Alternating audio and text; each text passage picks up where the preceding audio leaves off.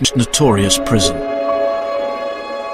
Inside, at the far end of the Dead Man's Walk, Franz Müller, a 24-year-old German immigrant, was being readied for the scaffold.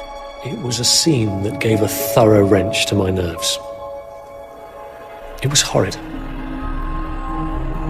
Müller had been convicted of a crime that shook Victorian Britain to the core: the first murder on a train. This was a crime which aroused an almost instinctive spirit of vengeance. This one act of extreme violence had brought to the surface the anxieties Victorians had about the iron roads spreading across the land. Müller had come to personify all that seemed dangerous about the new world of steam and speed. But was he even guilty? I knew Mr. Milov for about 6 months. He was kind. That was how Franz was. We now reopen the railway murder case. An investigation which becomes a journey into the Victorian mind at the dawn of the railway age.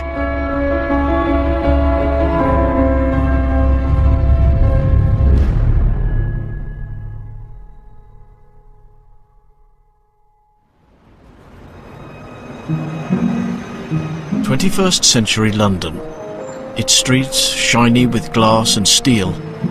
Also a city where the past is everywhere.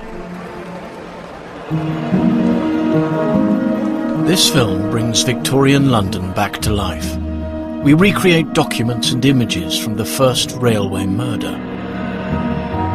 We meet the people who became caught up in this sensational crime.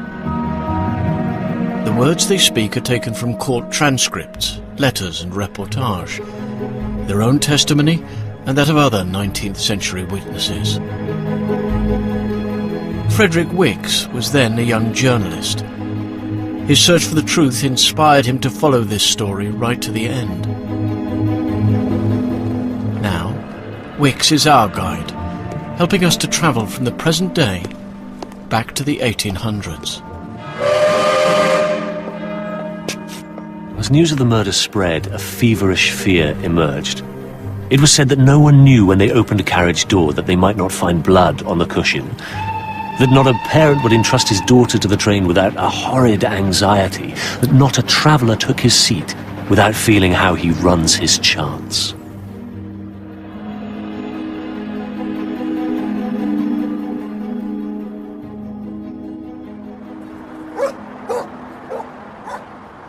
Our investigation begins in Hackney, East London.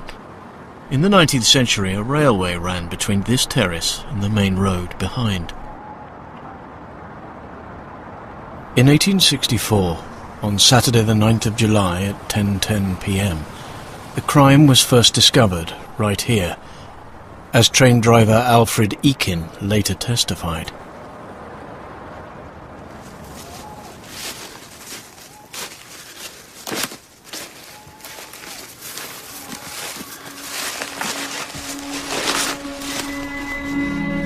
I was on my way and my attention was caught by something on the line. I stopped the engine as soon as possible and backed to the spot where the body was lying. He was lying on his back with his head towards Hackney. He was alive at the time. Victorian train drivers were the aristocrats of the new steam-powered world. Railwaymen like Eakin were also resourceful. The victim was quickly moved to the nearest available shelter. I found 4 or 5 people to help carry the body. Several other persons also came to help besides those who carried the body. I suppose there must have been a dozen altogether.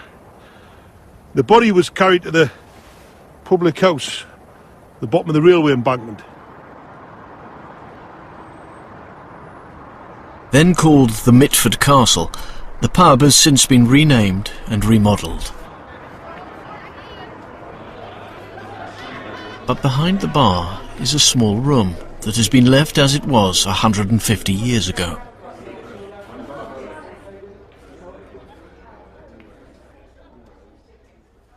He was lying on the table.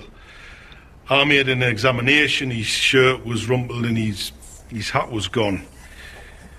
It was clear that the unfortunate man's skull was broken and he had a severe wound on the side of his head. He was still living but groaning. He was perfectly unconscious. Did you send for help? The medical man was sent for.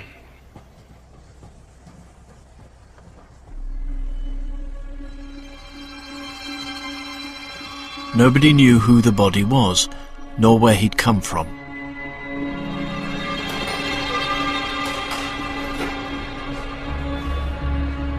Just up the line at Hackney Station, the Victorian tracks are still in use. Here, another discovery was made, at the same time as the bloodied body was found on the tracks. A suburban train pulled into Hackney Station. One of the carriages was empty, but stained with blood. From the appearance of the compartment, there had been a foul crime, there could be no doubt. What conclusion was drawn from the blood-stained carriage when put together with the body the deacon found? The unfortunate victim had been assaulted on the train that had pulled in here. He had then been thrown onto the line by his assailant, or had struggled and fallen from the carriage in his endeavour to escape.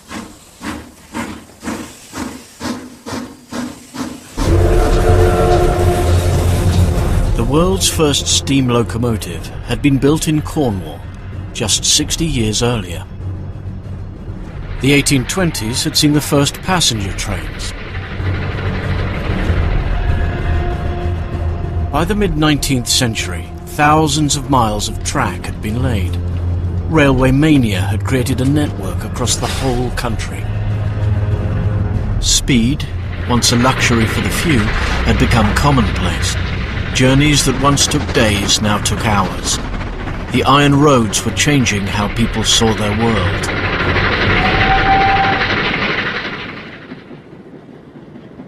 We feel we are approaching almost to the final extinction of space and distance. The surface of our country is shriveling in size. We will soon become not much bigger than one immense city. In 1864, the power of steam was a thrilling phenomenon. It was also terrifying.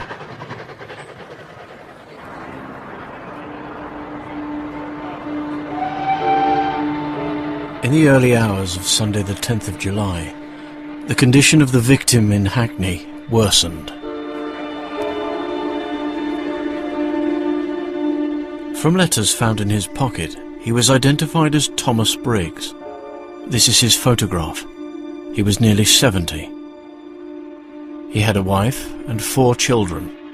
His son was also called Thomas.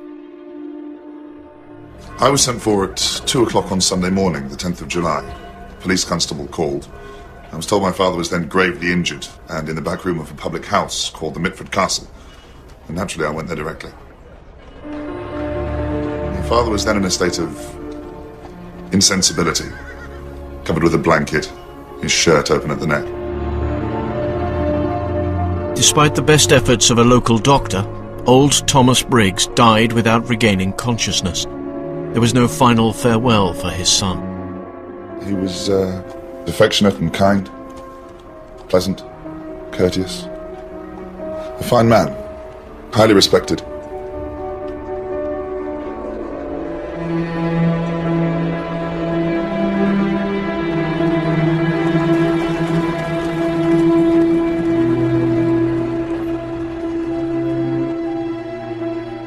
With Briggs's death, this was a murder, the highest and rarest criminal incident. Now, even this had happened in a railway carriage.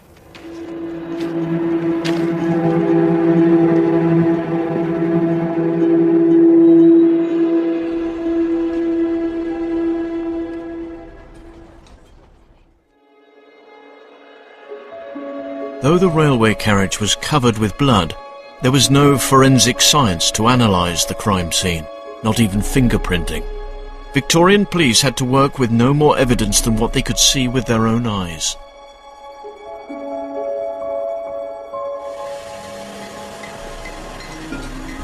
The police investigation was led by an up-and-coming detective. Inspector Richard Tanner was described by his colleagues as brilliant.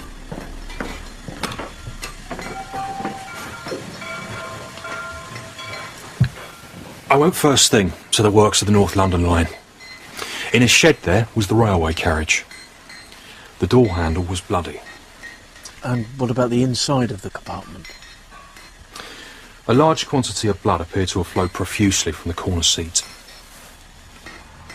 There was also a small quantity of blood on the window. 2 spots, like splashes. They're about the size of sixpences, and they contain particles of brain matter. I inferred that Mr. Briggs had been sitting in this corner, and that he'd fallen asleep, resting his head against the window, and that he'd been struck by someone on the opposite side to the left temple. This murder appeared to be a sudden and unprovoked attack on a sleeping man. The police also had the medical notes of the doctor who tried to save Briggs.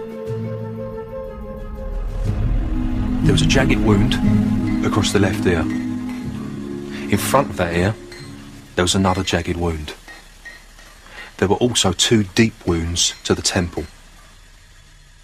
The medical notes suggested to the police how Briggs had ended up on the railway tracks. A distinction was made between the wounds on the side of the head and those to the temple. Those up above were attributed to some blunt instrument. I think that those wounds on the side of the head were owing to a fall. You're saying he fell, so it could have been an accident? Appearances would indicate that the murderer took Mr. Briggs to the door and threw him out.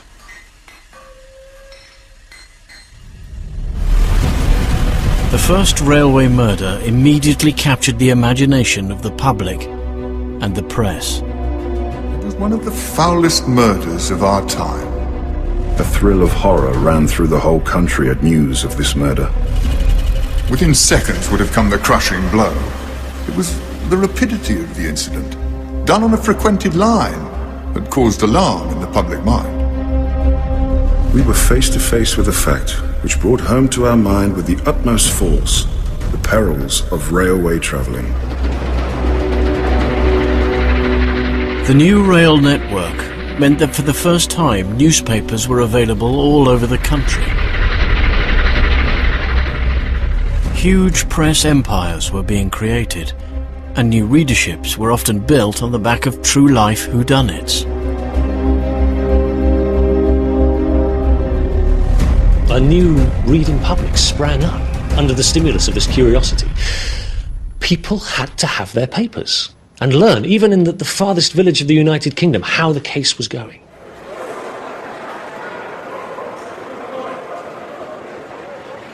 The mainline terminus at the heart of the railway murder case was the City of London's Fenchurch Street.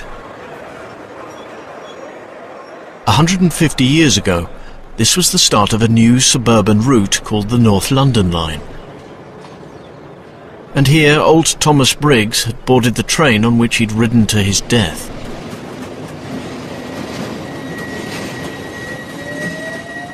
Trains leave Fenchurch Street under a covered way. This was originally to prevent horses taking fright from the noise and smoke of the steam engines. Soon after emerging into the open, the Victorian tracks turned north, away from the city. This stretch of the line has now been ripped up, but we do have an eyewitness account from the time.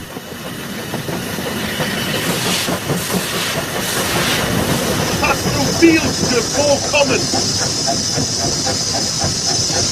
You get to breathe a bit more freely.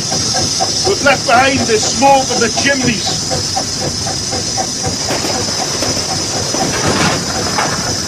We find ourselves in deep countryside. We've got extensive views right over the Hackney Marshes. Then on the right rises the tower of the old Hackney Church.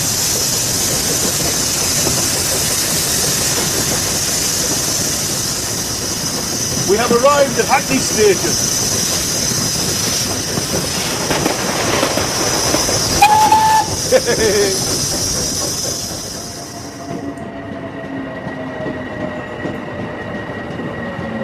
Hackney Station, where the blood-stained carriage was found, and where Briggs would have got off the train if he'd lived to complete his journey.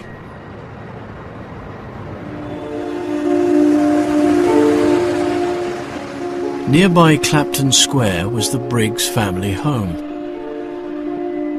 In the 1860s, this was one of the smartest addresses in East London. My father arrived in London from Lancashire as a teenager and got a job in a city bank. And he'd made a success of his life in London. He was a gentleman, greatly trusted and respected by his employers, and held in high esteem by a large circle of friends. From his home here in suburban Hackney, Thomas Briggs had travelled daily to his banking job in the city. He'd been one of London's very first railway commuters.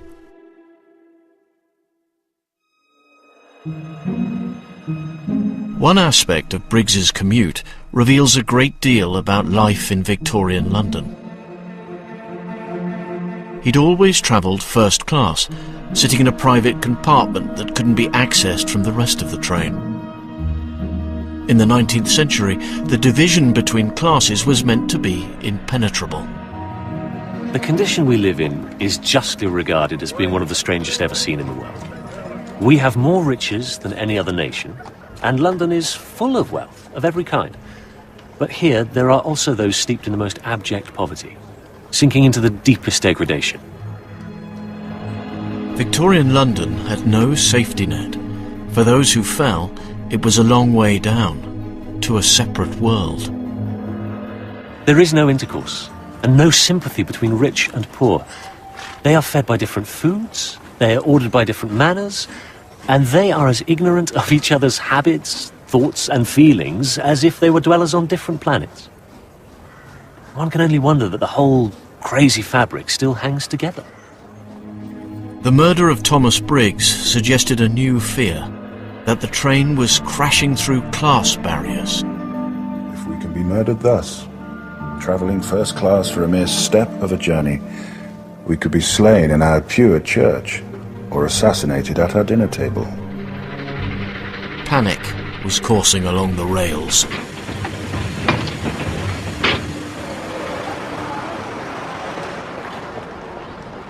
Central London's Great Scotland Yard, the original headquarters of the Metropolitan Police.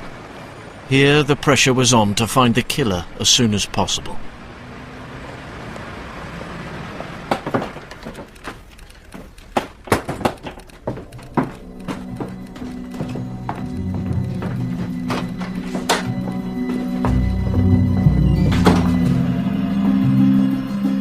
The police investigation of the crime scene produced a promising lead.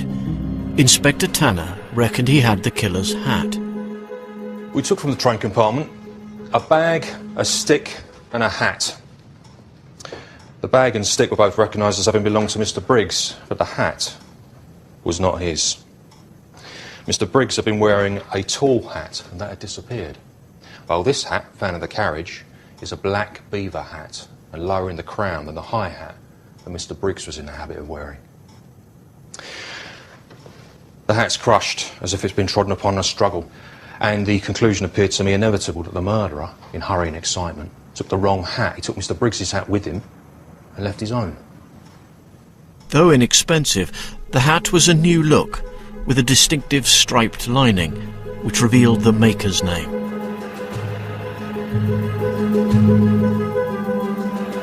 Eager to find the owner of the half-crushed beaver hat, the police offered a huge reward.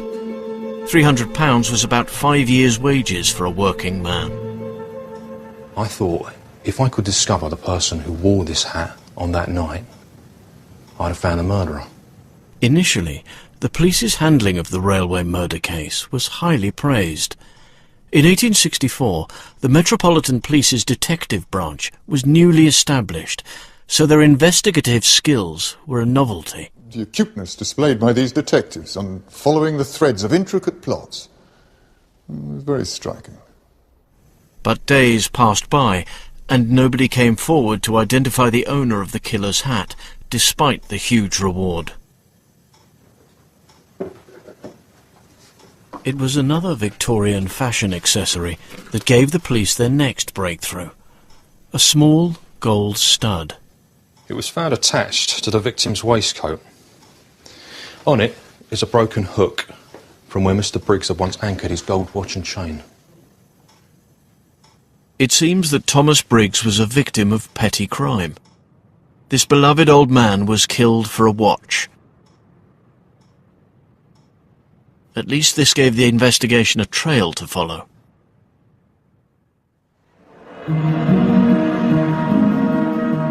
Anyone familiar with Victorian London knew where the stolen jewellery would probably be fenced. Cheapside. On the edge of the city banking district, it's now lined with glass-fronted office blocks. 150 years ago, it was full of shops.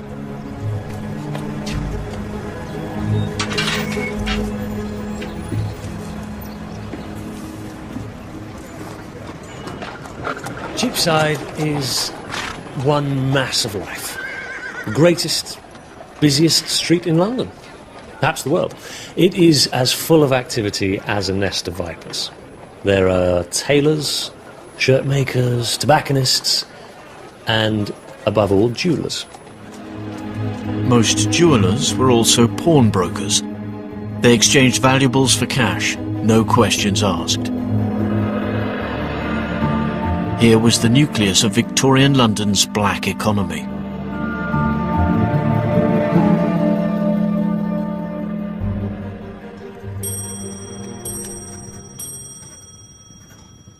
It was Tanner's job to know Cheapside and the world that surrounded it. He put out word of the missing watch and chain. A Cheapside dealer with a not inappropriate name came forward with critical evidence.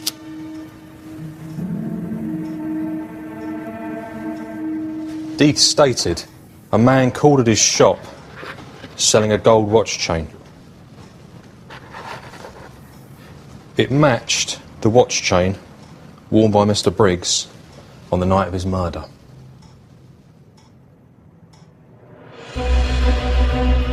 But Deeth didn't know the name of the man who fenced Briggs's watch and chain. The jeweller could barely provide a description of him.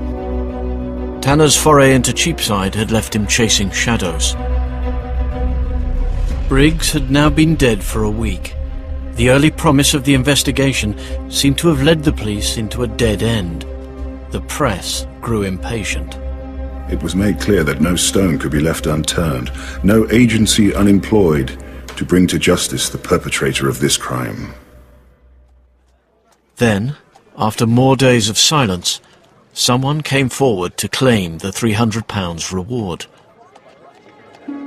A cab driver called Jonathan Matthews said he knew whose hat Tanner had found.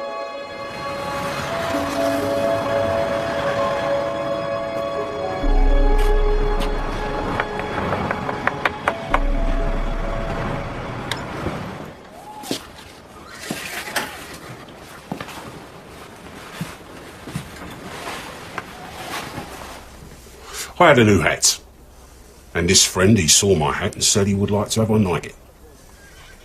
Did he look at it? Yes. He put it on his head and said it was too small for him. But he said he should like one like it, and I said I would get him one if he wished it. And you got him one? Yes. At what shop? At the same. What same? What shop? At the Hatters. Of course, but where? Mr. Walker's, Crawford Street, Marylebone. Matthews identified the owner of the hat as a young German immigrant called Franz Müller. He was working for a brother-in-law and came to dinner frequently, twice or 3 times in a month. After one of these dinners, Müller had even given Matthews' family a portrait of himself. Calling cards with photos on were then the latest fashion. Tanner now had a name and a photo of a suspect. But along with it came disappointing news. This bird had flown. Matthews said he didn't know where Muller was gone, but that Muller had told Mrs. Matthews, the cabman's wife, that he was going to America. Matthews' account didn't entirely add up. He hadn't contacted the police until after Muller had disappeared. Matthews later claimed it was because he hadn't heard about the Briggs murder, despite it having been the talk of the town for a whole week. When you're about in your cab, do you ever take a break? Yes, occasionally, when I want something to eat. Do you ever go into a public house? Perhaps I may go in there sometimes. There's no harm in going into a public house to have a glass of ale. Every day? Yes, sir. Well, I've got to loiter about for hours in all weathers, so I'm none the worse for drinking a pint of beer. Yet you never heard about the murder of Mr. Briggs? No? Do you take in a newspaper? Sometimes I do. Did you not see a paper from the 9th until the 15th of July? Not to bring a murder into my mind, no.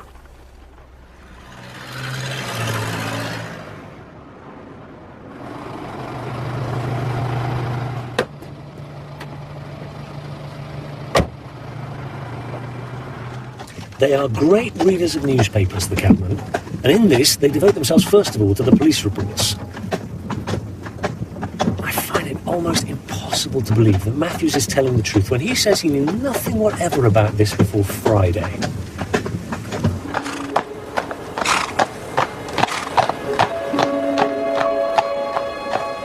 Matthews was a shadowy character. In his trade, survival depended on being ruthless and cunning. Because the economy of the Victorian streets was an energetic free-for-all. If a cabman sometimes overcharges a passenger quite often underpays a cabman. I find ladies the worst passengers. They are timid and obstinate, and run into houses and send out their servants. We cabmen are neither worse than anybody else, nor yet better.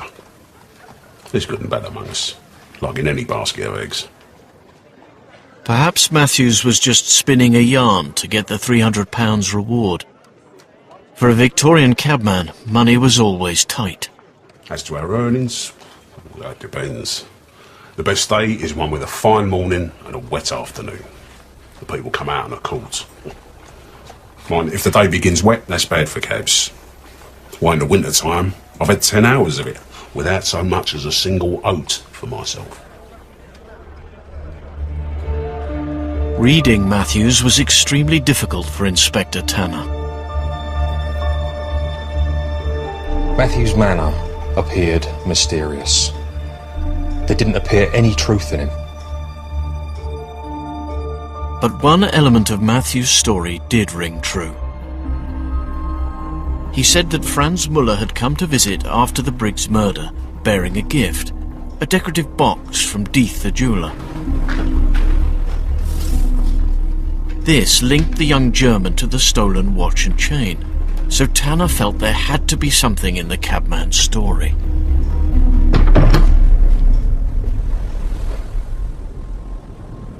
The police soon established that Muller had boarded a ship called the Victoria, part of the fleet that crossed the Atlantic carrying emigrants from Europe, hoping to make a fresh start in New York. I reported to the Commissioner of the Metropolitan Police, my ultimate superior, that Muller was indeed a suspect. Then I left Euston Station for Liverpool. I sailed from there to New York. We were able to publish the gratifying intelligence that the police were, beyond any doubt, on the track of the murderer of Mr. Briggs.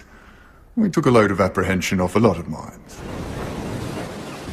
Although he had a head start, Muller's ship, the Victoria, was wind-powered and would take over a month to reach America.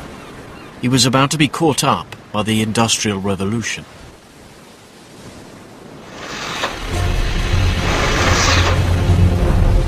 By 1864, there were steam-powered ships, which crossed the Atlantic in a fraction of the time it took a sailing ship.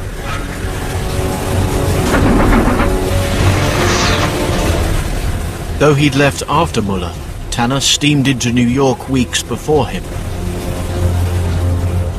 Now Tanner lay in wait for his prey.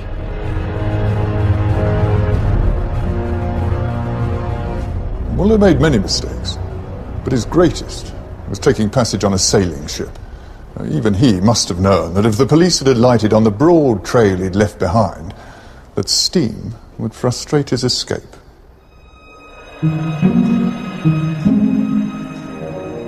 Back in London, Muller, up till now an enigma, was becoming better known. A report sent to the Yard by the police in Germany states, reflecting on his character and conduct, nothing whatever has transpired to his disadvantage. But after coming to Britain, Muller slid almost to the bottom of Victorian London's steep social pyramid. It seems that Muller was apprenticed as a gunsmith in his native country.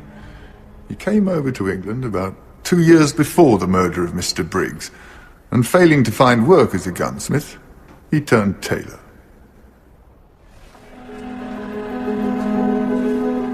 Johann Hofer was also a German immigrant. He'd once worked alongside Muller and so was interviewed by the police. A German tailor's testimony gives us a glimpse of the life that Muller endured in what were unforgiving streets. The German tailors in the eastern part of London are not that well off. It's a piecework system in the clothing factories, and production is incredibly cheap.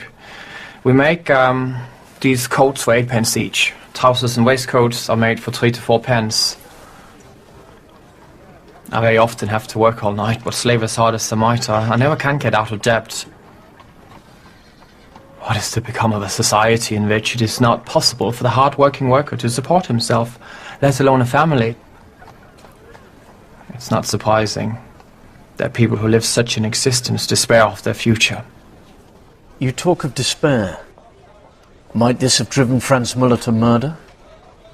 Franz was always very well conducted in every respect. I never heard of him getting into rows or committing any assaults. He was kind. Across the Atlantic, Muller breezed into New York Harbor on the 25th of August. He'd no idea the police were lying in wait for him. I found Muller on board the Victoria. I remember he said to me, "What's the matter?" And then what? The American police officer I was with said, "You are charged with the murder of Mr. Briggs," and I followed up with, "Yes, on the North London Railway between Hackney and Bow on the 9th of July. Muller said I never was on that line. Then I took possession of the effects of the prisoner. In particular, I took hold of a hat. I asked Muller, "Is this your hat?" He said, "Yes. This is the hat." It was not a hat a poor tailor would wear, but a gentleman's topper made from silk. What's more, it tied Muller even closer to the crime scene. The topper matched the description of the one taken from Briggs on the night of his murder. I asked him how long he possessed it. He said about 12 months. What did you say in reply? I told him I should have to hold him as a prisoner. The hat from the crime scene had made Muller a police suspect. The hat in his luggage seemed to confirm his guilt in the public mind. The hat of the murdered man. If it was true that the hat of the murdered man had actually been found on the prisoner's person, it would have been idle to entertain any doubt as to his criminality. So far as anything that is done in secret can be certain, we were certain that Muller committed this crime. Tanner and Muller embarked for home together on an ocean liner. The two men shared quarters and seemed to have got to know each other on the 15-day passage. I told him that it was usual to place prisoners of his class in irons, but that I didn't wish to put him to any discomfort. If, therefore, he would promise to comply with my requests, I should not iron him. I supplied him with books to pass away the time. I lent him first Mr. Dickens's hilarious Pickwick Papers, then 2 volumes of David Copperfield. Muller behaved himself well. He could not have been a better conducted prisoner. Tanner and Muller's ship docked at Liverpool, from where they took the train south.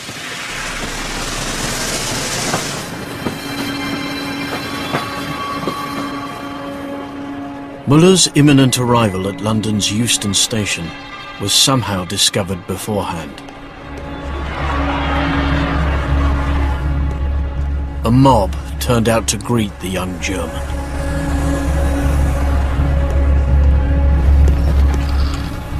Muller's arrival here was a tumult. 2 months before, there had been scarcely a human being in our vast metropolis more unknown than this waif and stray from a foreign land. Poor Muller. To wake up one morning and find oneself famous. By strange fortune, this is what befell this obscure German tailor. This was also the first time the press set their eyes on Muller. A dull-looking young man, with a mouth like a slit cut into wood, and eyes sunk deep under a low forehead. On the 17th of September, 2 months after the murder of Thomas Briggs, Franz Muller was back in London under arrest. This was the end of Inspector Tanner's involvement in the first railway murder. It seemed that the case was closed. We didn't know the precise circumstances of the deed, but that Franz Muller committed it was more certain than any human conclusion can be.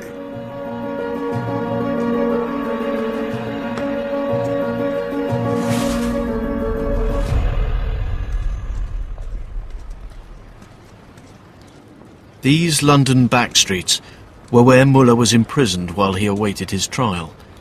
It was scheduled for a month after his return. Though a pariah to many, Muller's predicament meant he did attract some supporters. I considered Mr. Muller to be innocent of the crime, and resolved to save no trouble or expense to prove him being not guilty. Gottfried Kinkel was another German immigrant. He too had done time. He'd been imprisoned in his home country for rebelling against Germany's autocratic rulers. He'd escaped and had fled to Britain, where he'd become as well known as his fellow radical Karl Marx. Kinkel now became a leading figure in a group of influential Germans who tried to help Muller.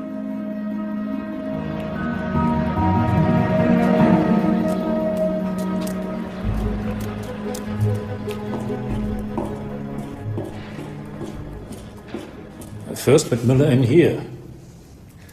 I explained that we were undertaking his defense, that he had friends. When I told him a change of clothes had been provided for him, his lips quivered forth an expression of thanks, as his eyes filled with tears. Things were very bad for him.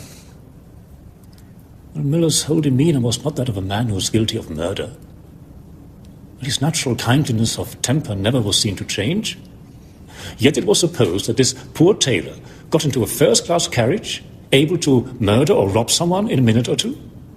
Such a hypothesis was fallacious. Muller's German supporters claimed the case against him was based on prejudice. Germans had initially been welcomed to Britain. By the 1860s, they were the second largest immigrant group in London. But in February 1864, Denmark, a British ally, had been invaded by Germany. Then attitudes had changed. Muller was a German. And Englishmen of those days had been reading often enough in their papers that the war that we were carrying on was nothing better than burglary. So German in English eyes was more likely to be a robber than not. Muller's bad character was by now deeply etched into the public mind. Calling the case against him anti-German prejudice appears to have backfired. With extraordinary obtuseness of feeling, Muller's defense was treated as one in which German honor was also on trial, and every sensible, unprejudiced man, be he a foreigner or an Englishman, must have considered this as impertinence.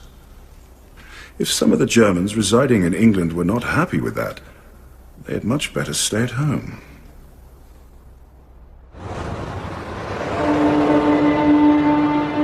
On the 27th of October, 3 months after Briggs was killed, Franz Muller stood trial for the first railway murder at London's Old Bailey, the most famous criminal court in Britain.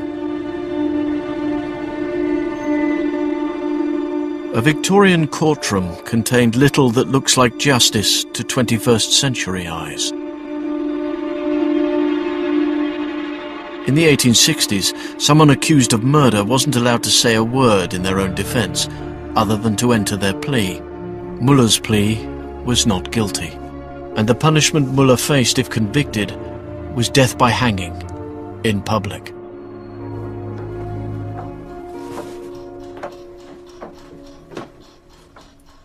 If ever there are cases in which care and caution need to be exercised, it's cases like this was, where life or death hung upon the balance. The jury had the transcendent power to bid that young man to live or to die. John Parry was Muller's lawyer. He'd made a name for himself by winning sensational trials.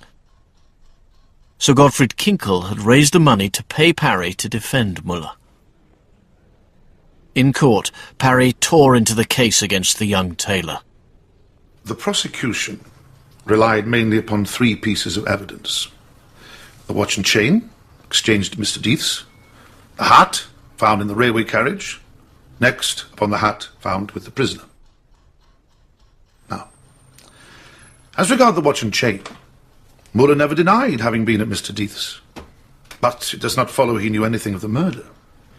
He said he purchased those articles at the docks. Either the murderer or an agent of the murderer must have sold them to him. And the hat that is supposed to belong to Mr. Briggs, well, there are 1,000 just like it at the second-hand market. Muller said he'd had his 12 months. As regard the hat found in the railway carriage, Matthew's evidence was entirely unreliable. Does anyone believe he never heard of the murder for a week after it was in the newspapers? Matthews was evidently actuated by a desire to obtain the reward. That has animated his whole conduct.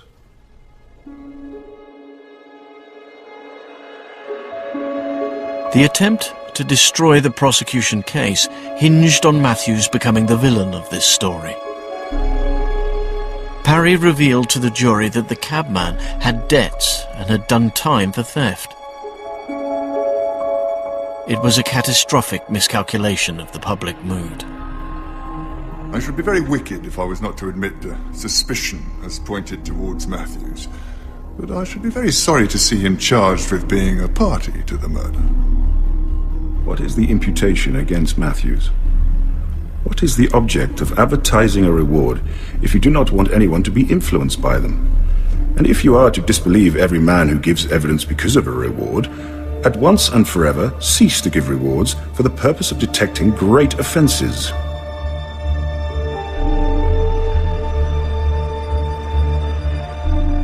Matthews was regarded as a lovable rogue. His testimony was accepted and the case against Muller remained strong. So Parry played his trump card, an alibi for Muller. Camberwell, in South London, was miles away from the scene of the attack on Briggs. Here, just off Vassal Road, where there is still a terrace of Victorian cottages, Muller was seen just minutes before the murder.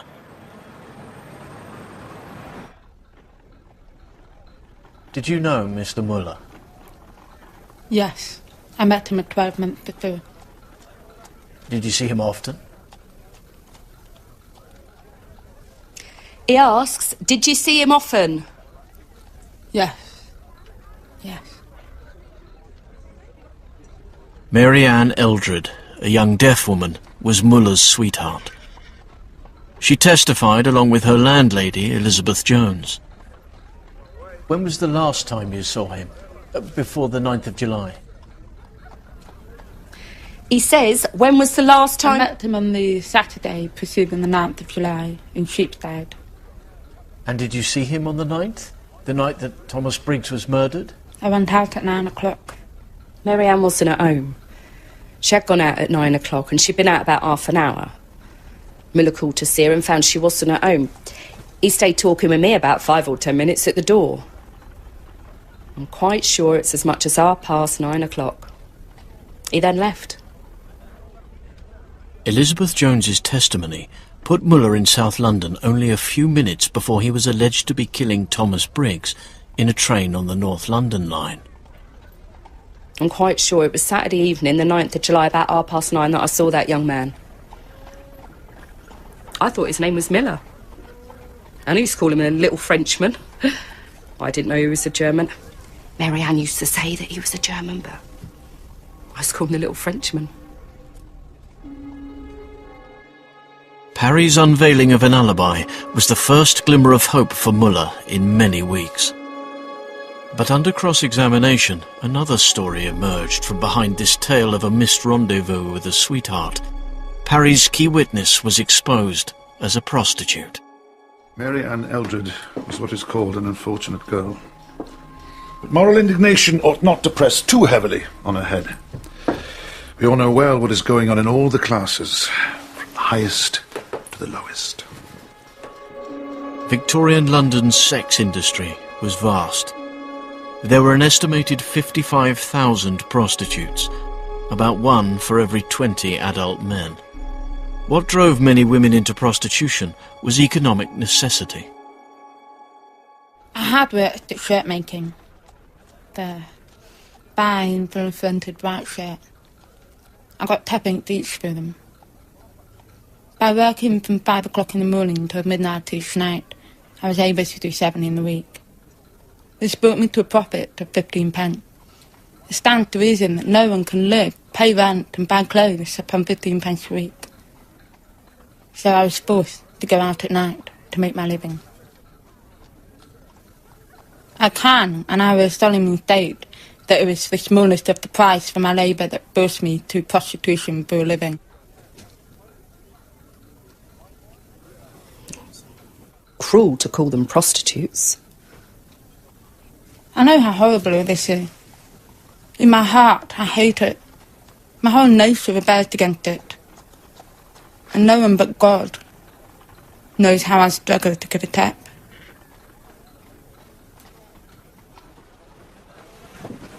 Mary Ann Eldred's admission of prostitution was devastating for the reputation of Elizabeth Jones. It became clear that Jones was no ordinary landlady, but was running a house of ill repute. Mary Ann Eldred.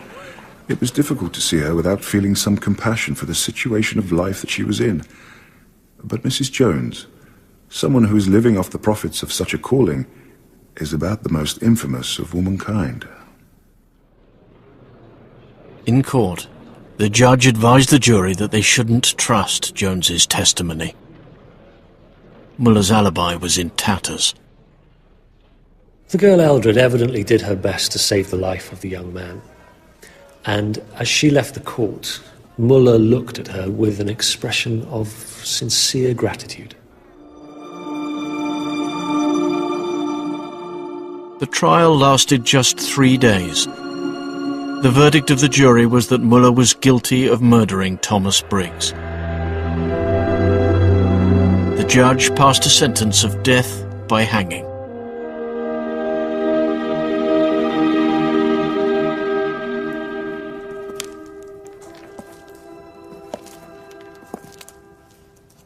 Gottfried Kinkel refused to give up the fight for Franz Muller. A petition was organised and sent to the Home Secretary begging for mercy.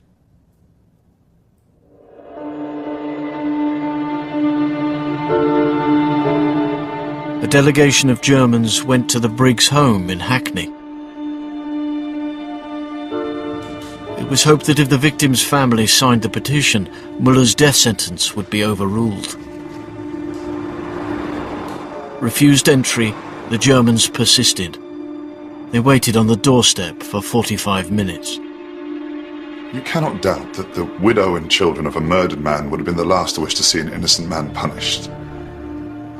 But I put it to you, we should have been spared so indelicate and ill-timed an appeal. It was foolish, unwarranted, and cruel. The Briggs family refused to meet the Germans. And the Home Secretary turned down Kinkel's appeal. Nothing could now save Muller from the rope.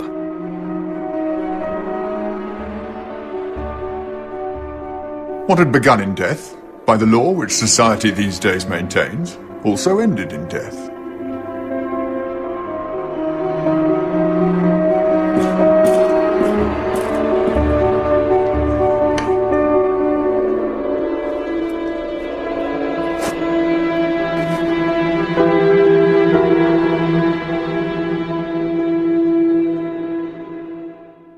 Early on the morning of the 14th of November, 3 months after the death of Thomas Briggs, Franz Müller was prepared for his execution, watched closely by the journalist Frederick Wicks.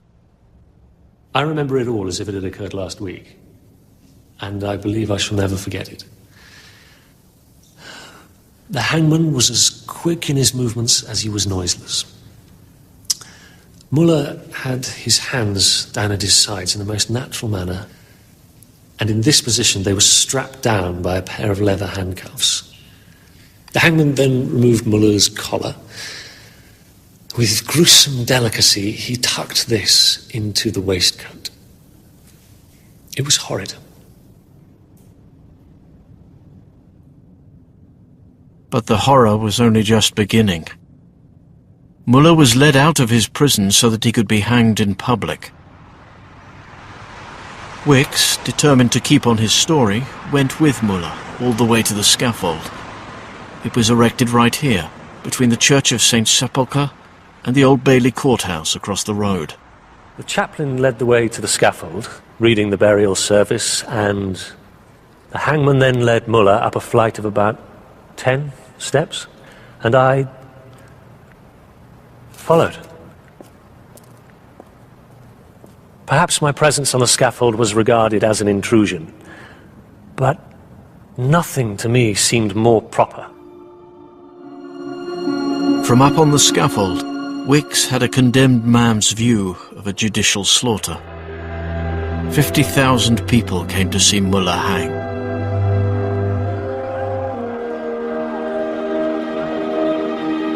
The entire space in front of me presented an unbroken mass of human faces, and every unholy passion that humanity is capable of.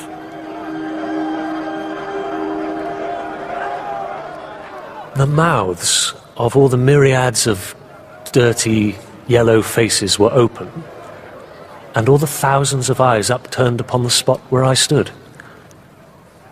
Meanwhile, the hangman put the rope round Müller's neck and tightened the slip knot just under his right ear. And last of all, he pulled a dirty yellow hood down over the man's head to his chin. He then stood aside. The priest continued to beseech Müller to confess his crimes, but Müller preserved the same stolid, unimpassioned manner that had characterized his attitude throughout. I stood just behind him as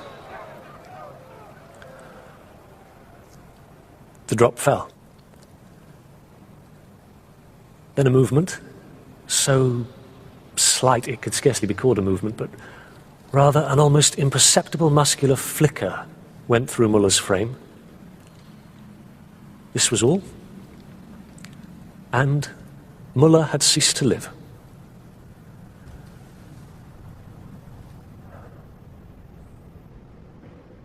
But just before he died, Müller, up till then silent in this story, had finally spoken.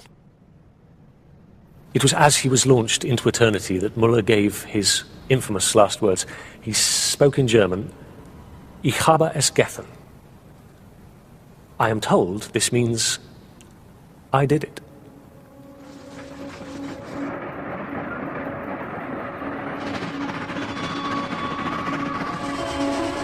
In a few years, the terror inspired by the first railway murder faded. The train became part of everyday life.